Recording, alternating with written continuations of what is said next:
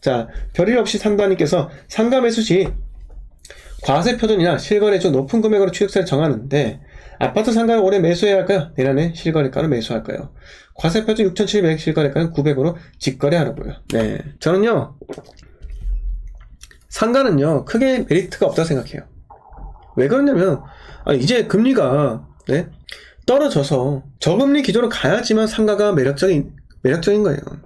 근데 이제 대출 받아서 상가 산다? 고금리인데요? 지금 그냥 은행에 예금만 넣어놔도 5% 왔는데 왜 리스크를 감내하면서까지 상가 투자로 하는 거예요? 네? 상가 가격이 별로 안 떨어졌어요. 기다리세요. 네? 왜 고점을 잡으려고 합니까?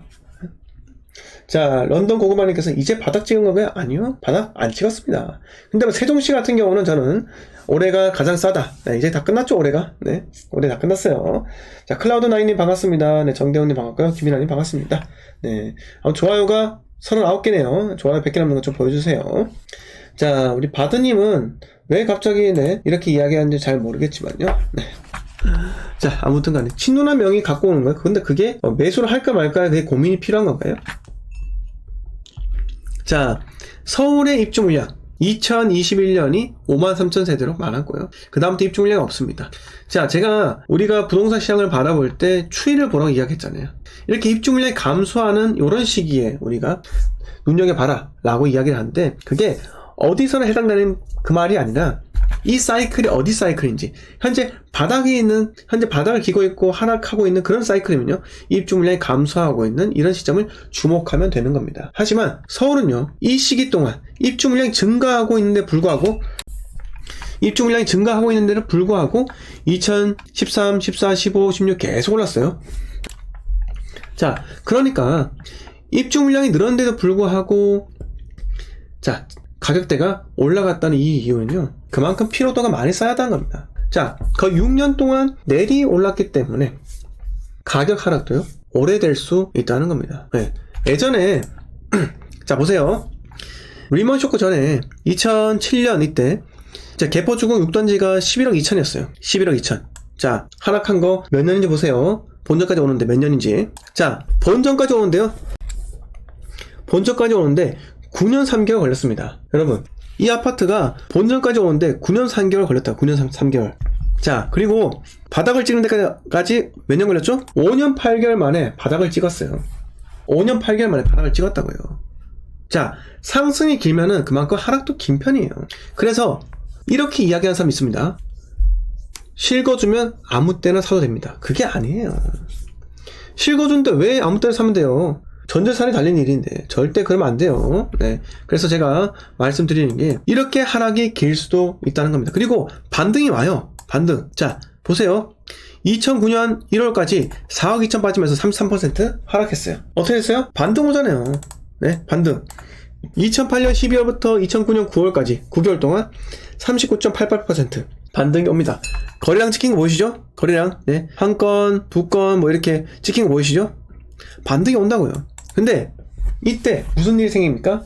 자, 공포에 질렸던 사람들이 지금이라도 팔아야겠다 라고 하면서 다 던지는 거예요. 던지니까 막 떨어집니다. 막 떨어지다가 한번 대량 거래량이 터지죠. 7건에 2015년 9월달에 7억 2,300 대량 거래량이 터집니다. 네. 그러니까 제가 여러분 속지 말라고 하는 게 지금 대구 부동산 있죠. 네. 일시적으로 모 아파트가 살짝 뜬 경우가 있어요. 프리미엄이. 왜? 일시적으로 몰리니까요. 근데 여러분 속지 마세요. 그게 온다 하더라도요 앞으로 대구 부동산은요 내년에 37,000세대가 입주를 합니다. 37,000세대가요. 자, 2024년도는요 23,000세대 두 개 합치면요 6만 세대예요.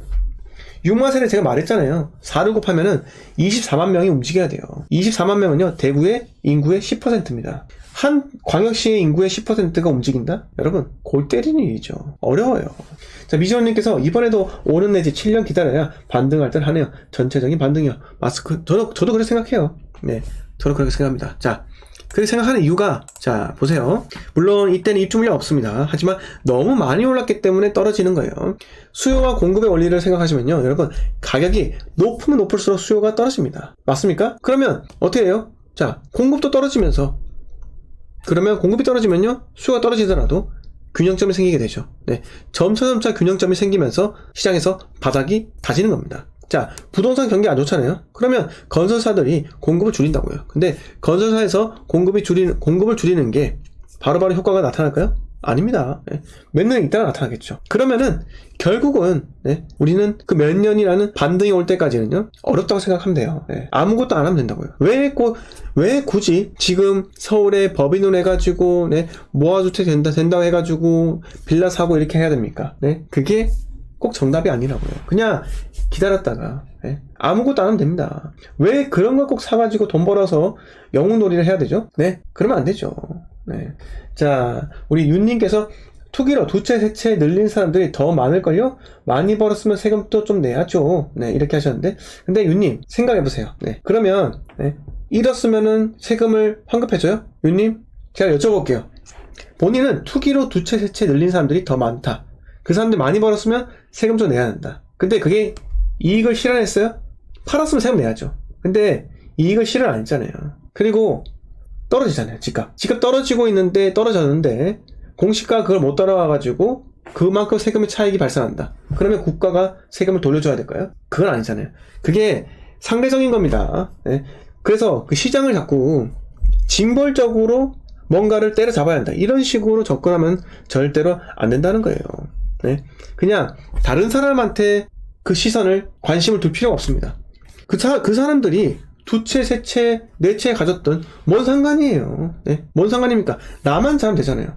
윤님, 나만 돈 벌면 되는 거예요. 나만, 네?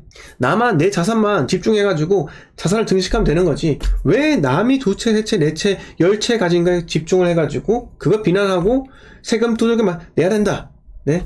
두들겨 맞아야 한다. 이런 식으로 접근하면 피곤합니다. 본인만. 네. 정대훈님께서 울산도 마찬가지로 5, 6년 정도 침체될까요?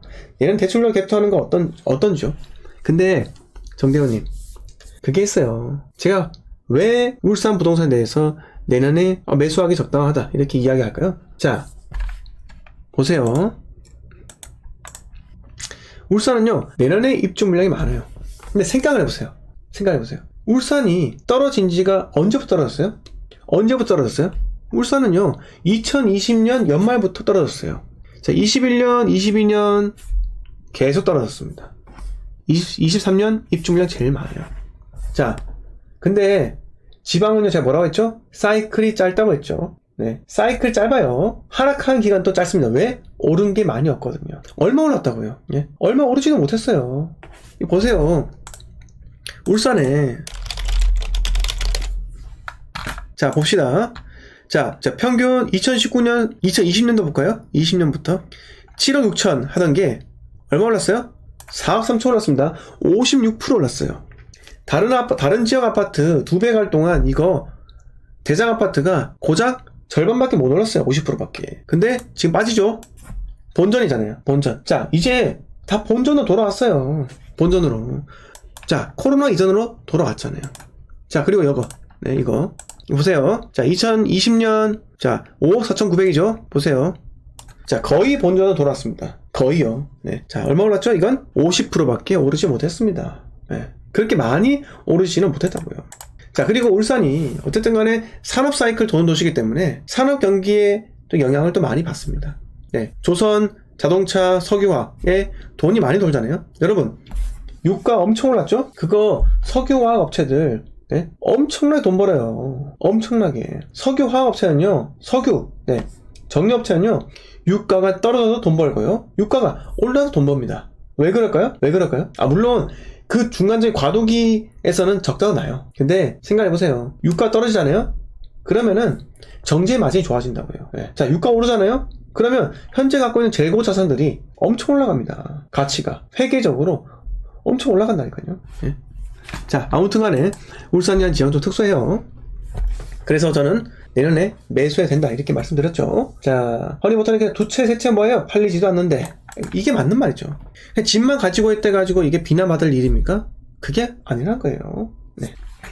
자, 미지원님은 당연히 공시가가 실거래가보다 높아지면 세금 환급해줘야죠. 절대 안 해주고요. 당연하죠. 안 해주겠죠. 네. 근데 그걸 꼭 반대로 이야기하면은 네. 집을 많이 갖고 있으면 그걸 꼭 비난을 해야 될까요?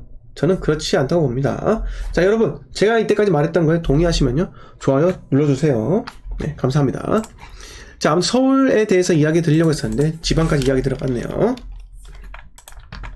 자, 우리가 강남 부동산을 이야기하고 나서, 자, 송파 말고 저기 이쪽 가볼게요. 목동. 네, 목동. 자, 목동의 신시가 9단지예요. 목동 신시까지 9단지. 재건축된다 해가지고 오세훈 시장이 보궐에서 이기면서 엄청 대박 떴었어요. 네, 대박 떴죠. 근데 오세훈 시장이 되면서 이쪽을 토지거래 허가구역으로 묶었죠. 네. 자, 어떻게 했죠? 자, 이렇습니다. 이때 2021년도에 14억에서 2억이 더 올랐어요. 14억에서 2억이 더 올랐었습니다. 이때가 재건축 붐. 서울에 이제 다 오르니까 이제 오래된 아파트들, 재건축 붐이 일으키면서 재건축 붐이 일어나면서 한 번 더 상승했던 그런 타이밍이에요. 근데 지금 어떻게 됐죠? 자, 이렇게 2년 전에 샀던 사람들은요, 오히려 마이너스입니다. 마이너스라고. 자, 근데 이게 어떻게 떨어질까요? 얼마까지? 이게 멈추려면요, 토지 거래 허가 구역이 풀려야 돼요. 풀려야 하고 거래를 활성화시켜야 됩니다. 네. 근데 보세요. 이게 전세가가 매매가랑 차이가 이렇게 많이 나잖아요. 8억 625만원. 많이 차이 나기 때문에 어렵다고요. 네. 실질적으로 가격을 방어하기가 어려워요. 자, 주변에 있는 신축들이 가격이 빠지고 있잖아요. 예를 들어서 목동 센트럴 아이파크 위브 보시면은 어때요? 지금 9억 2천까지 떨어지잖아요. 9억 2천까지. 얼마 찍고요? 14억 500을 찍고요. 32% 떨어집니다. 네. 32%요. 그러면 거의 신축이 2020년 5월이면 신축이죠. 신축이 9억대인데 뭐 물론 이거랑 여기랑 이 지역이랑 비교할 거 아니지만요. 그래도 인근의 지표가 되는 것이 이렇게 떨어지는데 과연 그냥 재건축을 바라만 보는 토지 허가구역에 있는 이 아파트가 반등을 할까요? 급반등하기가 어렵다라는 겁니다. 자, 2016년 5월에 지어진 목동 힐스테이트는요. 자, 금액도 보세요. 17억이에요. 17억. 자, 이거랑 비교하면 되잖아요. 이거랑 비교하면 되는데 현재 이거 33평하고 신시가 9단지의 뭐 35평대 금액을 보면은, 자, 이건 18억이죠. 근데 이게 2년 전 가격이라고요. 자, 목동 힐스테이트 아파트를 볼게요. 목동 힐스테이트. 자, 30평대 84 타입 17억이죠. 17억. 자, 이거 원래 얼마였어요? 자, 17억 5천에서 조금 내려왔죠. 호가가 좀 내려왔어요. 근데 거래 안 됩니다. 자, 거래 안 돼요. 이거 그냥 호가일 뿐입니다. 제 생각은요, 이거 아마 14억, 13억대 내려와야지 거래가 한 건 될까 말까라 생각해요. 네, 지금 이런 시기예요. 이런 시기. 즉, 이 신축이, 자, 재건축되는 이 아파트, 자, 35평, 이것보다 더 싸져야 되고요. 이게 엎치락 뒤치락 하면서 같이 내려가야 되는 겁니다. 자, 거래 안 되는 거 보이시죠? 거래 안 돼요, 아예. 네. 자, 그럼 제 목동 8단지 22년 6월 달이 최근 거래가인데, 자, 22평이 14억 8천이죠? 이 사람 지금 눈물을 흘리고 있다고 합니다. 네. 자, 이렇게 한번 말씀을 드려봤습니다. 자, 그리고 목동을 한번 이야기를 했으면요. 자, 위로 한번 가볼게요. 여러분들이 잘 아시는 DMC 가볼까요? DMC. 네, 여기 있죠?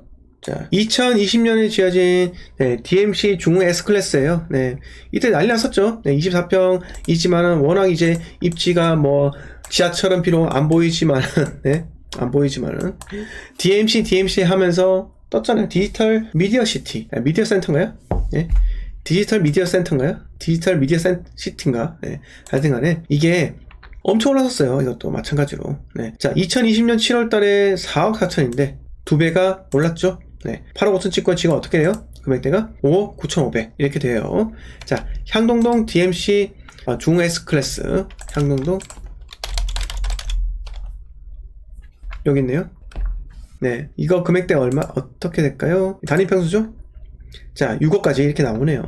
네, 근데 더 빠질 수는 있어요. 네, 더 빠질 수 있고. 자, 그 다음에 진짜 DMC 가볼게요. 진짜 DMC. 이 녹번 쪽에 옛날에 2년 전에 임장을 갔었는데, DMC 이름 붙였다고요. 네, 진짜 DMC 간다 했잖아요, 제가. 네, 일단 가기 전에 녹번역 이편한 세상 캐슬. 여기 제가 2년 전에 임장을 갔었는데, 진짜 어마어마하게 바뀌었습니다. 네, 어마어마하게. 여기가 2569세대잖아요. 2569세대. 아파트 들어가면 찾을 수가 없어요. 예? 지인 집을 여기 찾을 수가 없어요. 이 동이 너무 많아. 예? 그 출구를 어떻게 들어가는지는 모르겠어요. 엘베 타고 올라가가지고 이렇게 하는데, 진짜 무시무시합니다. 네. 자, 또 레미안 베라 힐즈. 네, 어떻게 얼핏 보면요, 비버리 힐즈처럼 네, 보이기를 합니다. 네, 14억 4천까지 찍고 한 19% 정도 지금 빠졌고요. 자, 상암에 가볼까요? 상암. 그래서 가좌 이쪽이죠. 자, 지민파파님, 진짜 DMC 가봅시다. 진짜 DMC. 네, 어때요? 자, 남과자동. 이때 항상 부동산에서 이 카페에서 나왔던 게 가좌역이죠. 가좌역. 가좌역을 찍고 나와가지고 그걸 이제 서로서로 부동산 이 컬럼이나 그 밑에 가좌역 해가지고 소녀가 두 손을 꼭 쥐고 기도하는 모습, 그거 다 보였었죠? 가좌역 해가지고 가즈하면서. 네, 그때 그랬던 시기가 있었습니다. 근데 지금 보세요, 이게 15억을 뚫었고요. 네, 15억을 뚫었고 지금 20% 정도 빠졌습니다. 자, 결과적으로는요, 이게 언제부터 빠졌죠? 2021년 9월달을 고점으로 해서 빠지기 시작했어요. 자, 이때 급속도로 빠졌던 계기가 뭡니까? 작년에 대출이 안 됐잖아요. 네, 대출. 작년 가을부터요, 갑자기 집단담보대출도 안 되면서 주담대도 안 됐어요. 막혔어요. 대출 한도 소진하면서 난리가 났었잖아요. 네. 근데 올해 대출 한도 소진 되었다고, 대출 안 된다고 한 뉴스 본 적 있어요? 거의 없을 겁니다. 있긴 있었어요. 근데 거의 없어요. 우리가 인지를 못합니다. 왜 그런지 아세요? 집값이 떨어지고 있기 때문에 사람들이 집을 안 사기 때문에 대출 한도가 소진이 안 되죠. 네. 근데 일부 은행에서는 됐겠죠. 근데 대부분의 은행에서는요, 대출이 지금 안 팔렸어요. 네. DMC 센트레빌, 네, 이런 거는 올 초 4월 때부터 지금 7개월 동안 거래가 되지 않습니다. 네. DMC 센트럴 아이파크, 네, 보세요. 자, 14억 3,500이고요. 네, 뚝 떨어지죠? 네, 근데 이거는 뭐 직거래라고 떴고요. 네, 10억 8천은 직거래입니다. 네, 뭐, 이거 거래가 안 된다는 건요, 지금 증명할 수가 있는 거고. 네.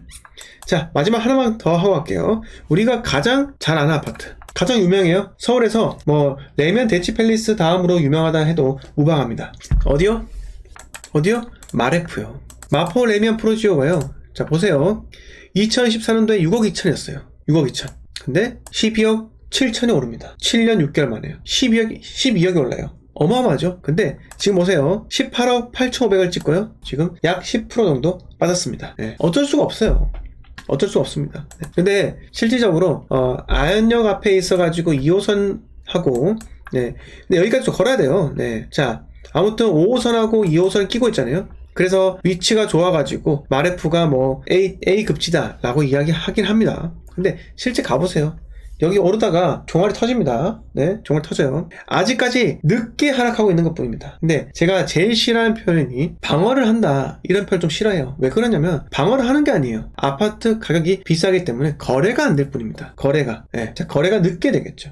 자, 아무튼 간에 이렇게 한번 말씀을 드리고요. 11월 27일 방송 저는 여기까지만 할게요. 여러분 나가시면서 좋아요 좀 눌러주시고요. 그리고 다음 주는요, 제가 멤버십 방송을 아마 못할 것 같습니다. 주말에 좀 일이 있어가지고 제가 좀 어딜 좀 가야 돼가지고 땡기려고 했었는데 요새 연말이라 가지고 좀 저녁에 또 일정이 또 있을 것 같아가지고 가급적이면 좀 방송하고 싶으나 또 연말이어서 제 개인적인 일정으로 방송을 수행을 하지 못한다면요, 제 카톡방에 공지를 하도록 하겠습니다. 네, 아이고 비전님 한국 오시나요? 네, 조심히 오세요. 네, 김민환이 감사하고요. 네, 아무튼간에 상단에 제 고정 댓글 보시면은 카카오톡방 링크에 들어오실 수 있어요. 네, 거기 들어오시면은 일단 제가 일이 있으면 공지를 하기도 합니다. 아무튼 네, 11월 27일 일요일, 네, 아무튼 마지막 몇 시간 잘 보내시고요. 내일 출근 잘 하시기 바랍니다. 재테크 관련 준생이었습니다. 감사합니다.